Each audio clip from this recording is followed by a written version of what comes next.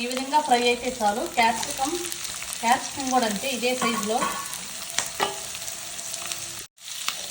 Carrot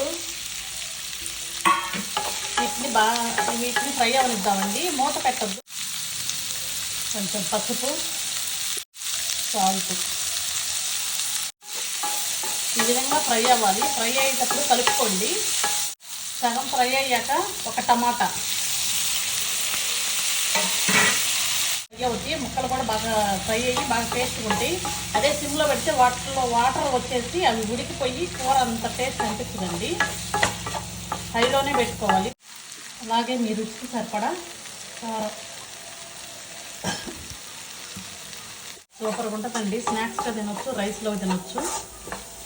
ఒకసారి try చేస్తే ఎలా ఉందో కామెంట్ చేయండి.